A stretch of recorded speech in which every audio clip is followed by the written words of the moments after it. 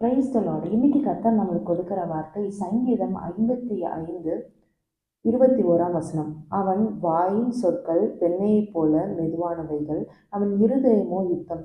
அவன் வார்த்தைகள் எண்ணெயிலும் மிருதுவானவைகள், ஆனாலும் அவைகள் உருவின பட்டயங்கள். இன்னைக்கு கர்த்தர் நம்மளோட பேசுகிற வார்த்தை இதுதான். நம்மளுடைய வாயின் வார்த்தைகள் எப்படிப்பட்டதா இருக்குது? நம்ம உள்ளத்துல ஒண்ணு வைத்து வாயினால் ஒண்ணு பேசுகிறோமா?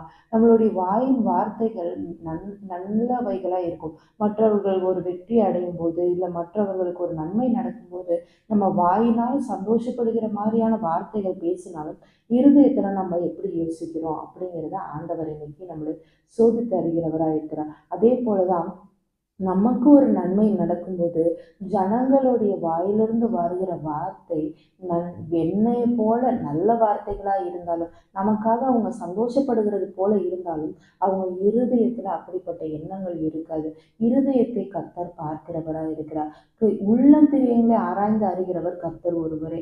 அவர்களுடைய வார்த்தை வேணா வெண்மையா இருக்கலாம், வெண்ணெயை போல இருக்கலாம், நல்லவைகளை போல தோன்றலாம். ஆனா அவங்க இருதயம் எப்படிப்பட்டதா இருக்குது அப்படின்னு சொல்லி நம்ம பார்க்கணும். சில பேர் சொல்லுவாங்க, அவங்க வாயிலிருந்து வருகிற வார்த்தை எப்படின்னா வாழைப்பழத்துல ஊசி ஏத்தது போல இருக்குதுன்னு சொல்லுவாங்க. வார்த்தைகள் சிலவற்றதா இருக்கும். அவங்க யூஸ் பண்ற வார்த்தை ஒன்று ரெண்டா இருந்தாலும் கூட அது நம்ம இருதயத்தை பிளக்குகிற வார்த்தையா இருக்கும். அது நம்மளால தாங்கிக் கொள்ள முடியாது. நம்ம இருதயத்தை உருவி கொண்டு போகிற வார்த்தைகள் பலரிடத்துல இருந்து நம்ம கேட்டிருப்போம். இன்னைக்கு கர்த்தர் நம்மளுக்கு சொல்லுகிறது இதுதான். நீங்க அப்படிப்பட்ட சூழ்நிலைக்குள்ள தள்ளப்பட்டிருந்தாலும் கர்த்தர் உங்களோடு இருக்கிறதுனால நீங்க அதை மேற்கொள்ள அவர் பலன் தருவார். ஆனாலும் உங்க வாயிலிருந்து அப்படிப்பட்ட வார்த்தைகள் பிறக்கக்கூடாது.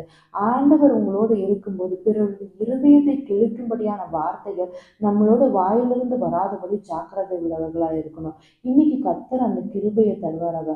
பிறரிடத்திலிருந்து உருவப்படுகிற வார்த்தையை மேற்கொள்ளுகிற கிருபையும் நம்மளுக்கு தருவாரு.